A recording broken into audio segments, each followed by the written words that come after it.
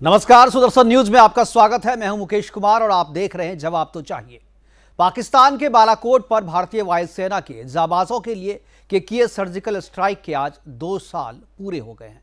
14 फरवरी 2019 में पुलवामा में हुए आतंकी हमले का बदला भारतीय वायुसेना के जाबाजों ने 12वें दिन ही ले लिया। 26 फरवरी 2019 को जिस तरीके से पीओके की सीमा में घुसकर भारतीय वायुसेना के जवानों ने बालाकोट पर एयर स्ट्राइक कर न सिर्फ आतंकी ठिकानों को ध्वस्त किया बल्कि 300 से ज्यादा आतंकियों को मौत के घाट भी उतार दिए। उस दिन को याद कर आज भी हमारा सीना गर्व से चौड़ा हो जाता है। लेकिन नजर जब सीमा के भीतर मौजूद पाकिस्तान के बालाकोटों पर जाता है तो सिर शर्म से झुक भी जाता है।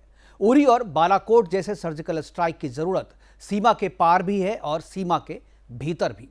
आज बालाकोट एयर स्ट्राइक के 2 साल पूरे हुए हैं। इस मौके पर आज हम चर्चा करेंगे कि क्या सीमा पार और भी उरी और बालाकोट जैसे सर्जिकल स्ट्राइक की जरूरत है या इन 2 सर्जिकल स्ट्राइक के बाद हमारा लक्ष्य पूरा हो गया है और अब हमें शांत हो जाना चाहिए। और दूसरी अहम बात यह कि भारत के भीतर मौजूद पाकिस्तान के बालाकोटों की पहचान कब होगी और कब इन पर सर्जिकल स्ट्राइक किया जाएगा। चर्चा के लिए हमारे साथ होंगे रिटायर्ड मेजर जनरल और रक्षा विशेषज्ञ केपीएस त्यागी और हिंदू विचारक डॉक्टर वंदना पांडे। तो करते हैं कार्यक्रम की शुरुआत, लेकिन उससे पहले एक देखते हैं रिपोर्ट जो कि 2 साल पूरे होने पर, एयर स्ट्राइक के 2 साल पूरे होने पर हमने तैयार की है।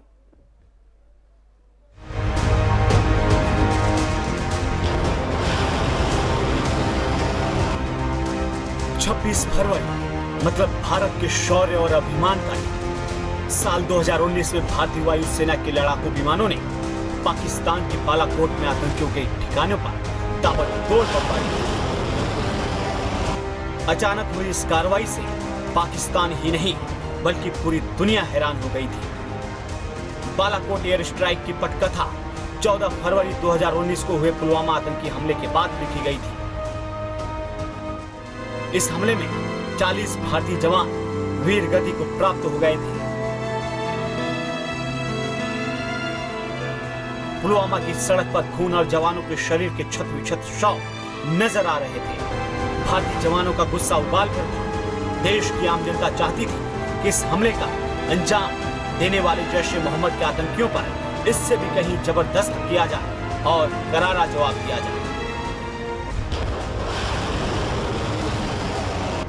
पाकिस्तान भी कहीं न कहीं इस बात को जान चुका था कि भारत इस हमले के बाद चुप नहीं बैठने वाला।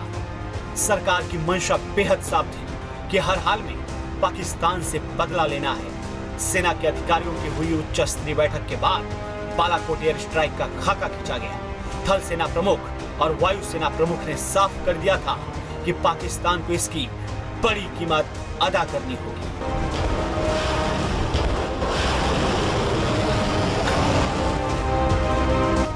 छब्बीस फरवरी 2019 की सुबह भारतीय वायुसेना के लड़ाकू विमानों ने इजरायली बम स्पाइक का इस्तेमाल किया और बालाकोट में जबरदस्त बमबारी की।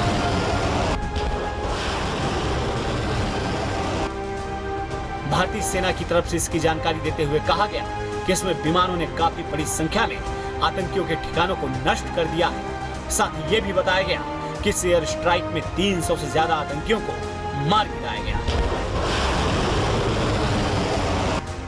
अब पाकिस्तान को यह हमेशा याद रखना होगा कि पाकिस्तान हिंदुस्तान की तरह जब भी आंख उठाएगा तो हिंदुस्तान न सिर्फ आंख फोड़ेगा बल्कि पाकिस्तान की हस्ती को भी तबाह कर देगा।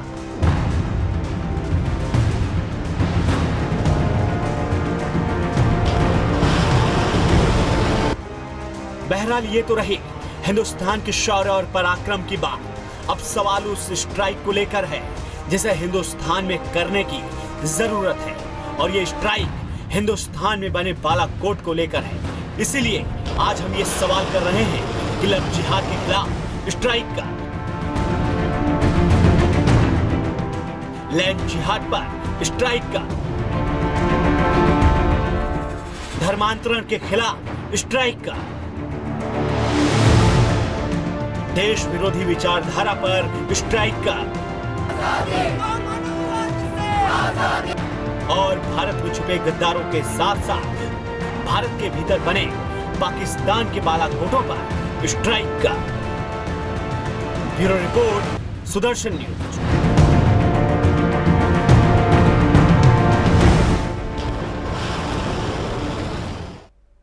जी हां, सीमा पार तो बालाकोट पर हमने स्ट्राइक कर दिया, लेकिन भारत के भीतर मौजूद पाकिस्तान के बालाकोटों पर जहां भारत माता की जय बोलने पर मौत के घाट उतार दिया जाता है, भारत के भीतर मौजूद वो बालाकोट जहां जय श्री राम बोलने पर हत्या कर दी जाती है, भारत के भीतर मौजूद पाकिस्तान के वो बालाकोट जहां भारत की पुलिस का जाना मना है, जहां पर बड़ी से बड़ी कंपनियां भी अपनी होम डिलीवरी करने से मना कर देती है, जहां जिहादी प्यार के जाल में फंसाकर मासूम नाबालिग की बेरहमी से हत्या कर देते हैं और जहां जिहादी की बात नहीं मानने पर सरेआम गोली मार दी जाती है, जहां राम का नाम लेने पर छुरा घोंप दिया जाता है, जहां खुलेआम भारत तेरे टुकड़े होंगे के नारे लगाए जाते हैं। भारत के भीतर मौजूद इस पाकिस्तानी बालाकोटों पर अब एयर स्ट्राइक किया जाना जरूरी है। अब हम आज यही चर्चा करेंगे कि कब भारत सीमा के बाहर तो स्ट्राइक करके बदला लेता, लेकिन भारत की सीमा के भीतर मौजूद इस तरीके के बालाकोटों पर हमला कब होगा। हमारे साथ त्यागी जी हैं, रक्षा विशेषज्ञ, उनसे हम शुरुआत करेंगे, और वंदना पांडे जी हैं। हम दोनों मेहमानों का सबसे पहले स्वागत करते हैं। शुरुआत टीपीएस त्यागी जी मैं आपसे करना चाहूँगा कि आज 2 साल पूरे हो गए बालाकोट एयर स्ट्राइक के। सबसे पहले तो मैं जानना चाहूँगा कि क्या भारत को अब और एयर स्ट्राइक करने की ज़रूरत है, या जो लक्ष्य हासिल किया जाना था वो किया जा चुका है और अब भारत को फिलहाल शांत रहना चाहिए? देखिए, जहां तक पाकिस्तान का सवाल है, पाकिस्तान अब इस स्थिति में नहीं बचा है कि वो हिंदुस्तान के ऊपर किसी तरह का कोई आक्रमण करे या आक्रमण की सोचे या किसी तरह की कोई प्रॉब्लम क्रिएट करे।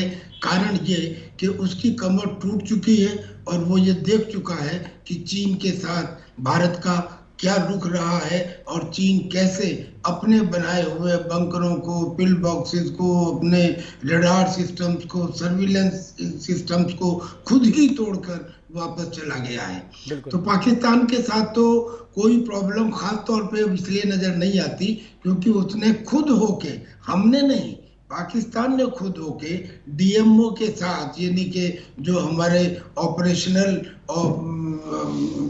कमांडर्स हैं, उनसे बातचीत की और ये कहा कि हम सभी एग्रीमेंट्स मानने को तैयार हैं। हालांकि इसमें बहुत इफ एंड बट्स हैं, लेकिन फिर भी प्रॉब्लम सबसे बड़ी, जैसा आपने कहा, प्रॉब्लम वो है जो हिंदुस्तान में बालाकोट बने हुए हैं। हिंदुस्तान में आपने बिल्कुल सही कहा, लव जिहाद, लैंड जिहाद, धर्मांतरण जिहाद, देश के टुकड़े टुकड़े जिहाद, ये क्या कमाल की बात हो रखी है। और इस बात में जो कुछ हो रखा है, अब वो समय निकल गया कि हम किसी से शिकायत करें या किसी को बुरा माने। अब समय आ गया है एक्शन लेने का, और एक्शन सरकार को लेना चाहिए। और अगर सरकार एक्शन नहीं लेती है तो आवाम को भी चुप नहीं बैठना चाहिए।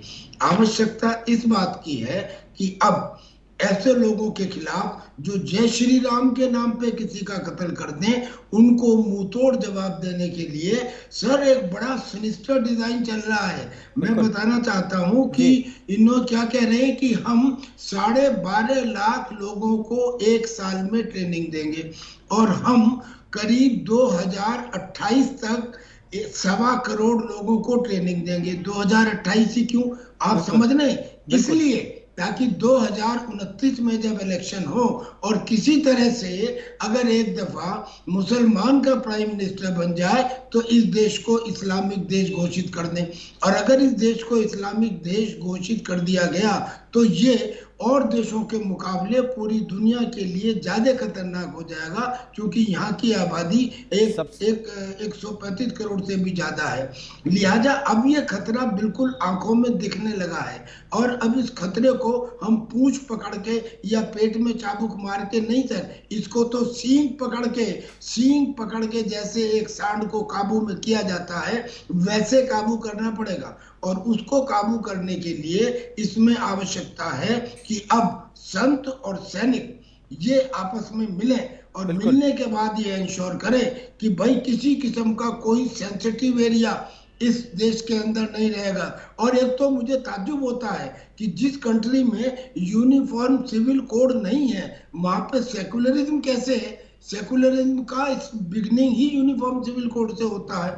तो सरकार काम करे यूनिफॉर्म सिविल कोड का, और संत और सैनिक काम करेंगे यहाँ पे जवानों को ट्रेनिंग देने का, तैयार करने का। अगर वो 1.25 करोड़ लोग तैयार करते हैं, हम 2.5 करोड़ लोग तैयार करेंगे, और हम में वो कुव्वत है। और वो कुव्वत इसलिए है, आप देखिए, जब भी कभी किसी देश में या हमारे देश में कोई प्राकृतिक या कृत्रिम आपदा आती है, फौज को बुला लेते हैं और आपदा के ऊपर नियंत्रण हो जाता है। ये जो टुकड़े टुकड़े गैंग है, ये जो लव जिहाद है, ये जो धर्मांतरण है, ये जो जय श्री राम बोलने पे हत्या है, ये भी एक आपदा है। बिल्कुल, ये एक राष्ट्रीय आपदा, बिल्कुल सही कहा आपने, यह भी एक राष्ट्रीय आपदा है। और ऐसे समय में जब बाकी आपदाओं में हम सैनिक को, अपनी सेना को बुलाते हैं ताकि आपदा से निपटा जा सके, तो अब वक्त आ गया है कि इस तरीके की आपदा से भी निपटने के लिए सेना को बुलाया जाए। फिलहाल हमारे पास वक्त है एक छोटे से ब्रेक का। हमारे दोनों मेहमान हमारे साथ बने रहेंगे, बहुत जल्द हम लौटते हैं ब्रेक के बाद, तो चर्चा यूं ही जारी रहेगी।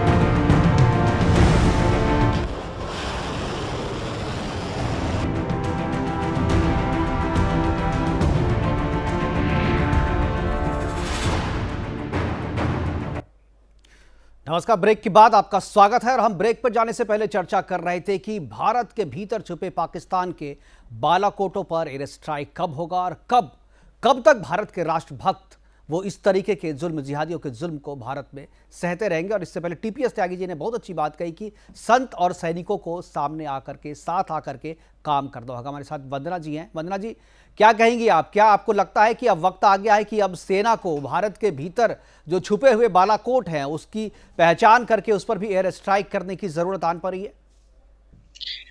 आज बालाकोट स्ट्राइक की जो के स्मरण में जिसके लिए हम आज यहाँ चर्चा के लिए एकत्रित हुए हैं, पहले तो उस शौर्य दिवस के लिए मैं नमस्कार करती हूँ, सैल्यूट करती हूँ। अपने देश की सीमा पर तैनात अपने जाबाज वीर, भारत माँ के वीर पुत्र और भारत माँ की रक्षा के लिए शहीद सैनिकों को भी नमन करती हूँ, और जो सेना पर तैनात हैं उनको भी मैं सैल्यूट करती हूँ। अब आइए बात करते हैं कि आपने जो विषय रखा है बहुत ही समीचीन रखा, और बहुत ये जिस पर बहुत चिंता करने की भी आवश्यकता है जी।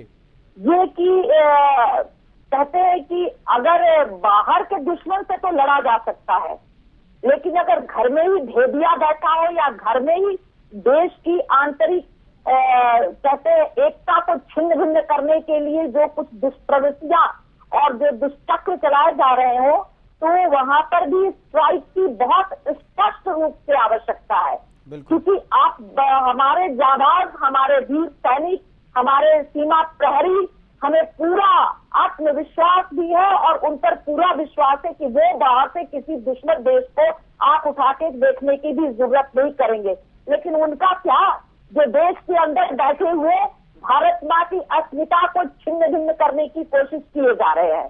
जैसे कि मान लीजिए लंबी चौड़ी श्रृंखला है, और उस श्रृंखला में अगर आप माने कि जहां पर भारत तेरे टुकड़े होने की बात कही जाती है, जहां पर ये लाइब्रेरी में बैठ करके और पूरी की पूरी राजधानी को तहस नहस करने की जिस विश्वविद्यालय में पूरी की पूरी साजिश रची जाती है, और जहां पर हिंदुत्व की कब्र खुदेगी की नारे लगते हैं या उसके लिए जो है कुछ प्रयास किए जाते हैं, जहां पर जिस राज्य में एक अलग से मुस्लिम राज्य बना देने की कवायद चल पड़ी हो, और जहां पर जय श्री राम कहने पर लोगों को जेल में बंद कर दिया जाता है। बिल्कुल, रिंकू शर्मा की हत्या कर दी जाती है। माता के पवित्र अस्तित्व को छिन्न भिन्न करने वाली आसुरी शक्तियां हैं, इनका मर्डर करने की बहुत आवश्यकता है।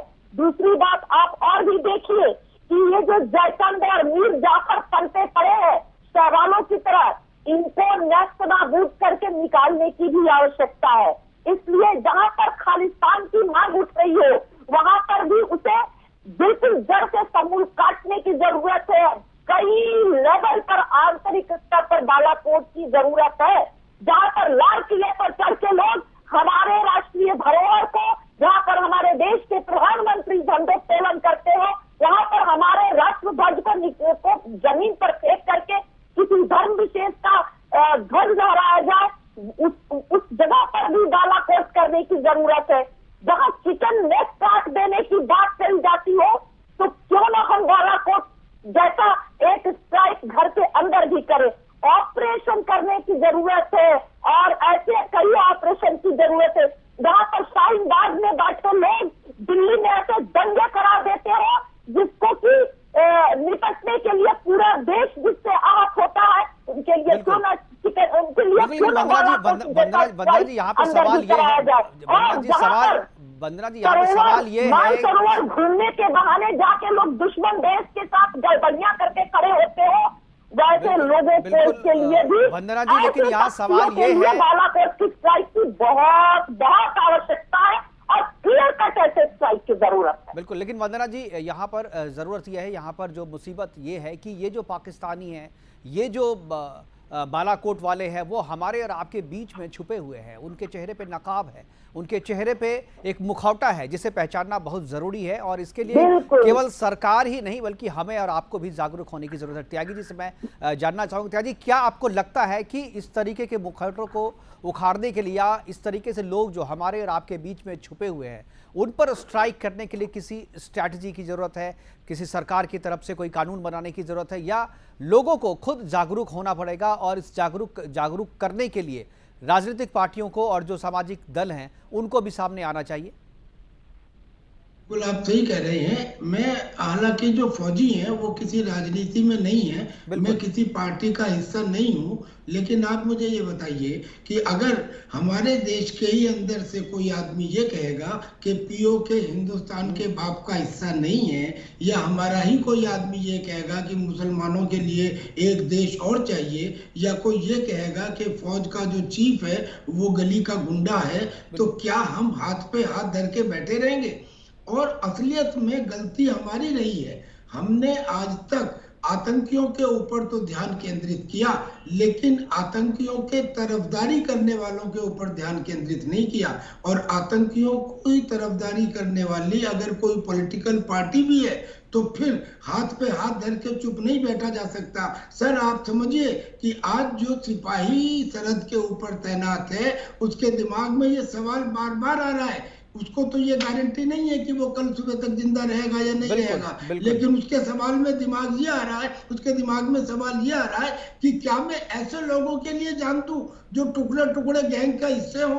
क्या मैं ऐसे लोगों के लिए बहुत ही सही बात कही आपने त्यागी जी कि क्या जो बॉर्डर पे हमारे जो जवान हैं उनके दिमाग में भी ये सवाल उठ रहा है कि जिस देशवासी की हम रक्षा कर रहे हैं क्या वो देशवासी इस देश को अपना समझ रहे हैं? बहुत सारे ऐसे सवाल हैं जिन पर अब विचार करना जरूरी है और भारत के भीतर छुपे पाकिस्तानियों के बालाकोट को पहचानना जरूरी है। वैसे लोगों को भी पहचानने की जरूरत है जो भारत में मुखौटा लगा करके बैठे हुए हैं, लेकिन बात वो पाकिस्तान की करते हैं, बात वो बालाकोट की करते हैं। इसलिए ऐसे बालाकोटों को पहचानने की जरूरत है और उस पर एयर स्ट्राइक करने की जरूरत है। हमारे साथ त्यागी जी आप जुड़े और वंदना पांडे जी आप जुड़े, आपका बहुत बहुत शुक्रिया, बहुत बहुत धन्यवाद। और आप जिस तरीके से 2 साल हो गए हैं बालाकोट स्ट्राइक के, इसको याद करते हुए अपने जवानों को और अपने जो जाबाज वायुसेना के जवान थे उनको हम लोग सैल्यूट भी करते हैं, लेकिन साथ में भारत के भीतर छुपे जो जिहादी हैं उनको भी पहचानने की जरूरत है। प्रोग्राम को खत्म करने का वक्त हो रहा है, लेकिन वाइंड अप करने से पहले आपको सुनाते जाते हैं हम और हमारे रक्षा मंत्री राजनाथ सिंह ने 2 साल पूरे होने पर क्या कहा बालाकोट एयर स्ट्राइक पर। और आज आपको याद है बालाकोट की एयर स्ट्राइक आज यही के दिन 2019 में हुई थी, आज यही के दिन हुई थी। दुनिया में कोई देश नहीं कर पाया, लेकिन हमारे यहां पुलवामा की घटना हुई थी बहने भाइयों, हमारे प्रधानमंत्री ने फैसला किया आतंकवादियों ने मारा है, हम आतंकवादियों को छोड़ेंगे नहीं, बल्कि दूसरे देश की धरती पर जाकर मारना होगा तो दूसरे देश की धरती पर जाकर मारेंगे। वही बालाकोट स्ट्राइक। और मैं कहना चाहता हूं यहां से लेकर वहां तक जितने आप सब खड़े हैं, एक बार हाथ उठाकर एयरफोर्स के जवानों के सम्मान में एक बार बहनों भाइयों तालियां बजाकर उनका स्वागत कर दीजिए।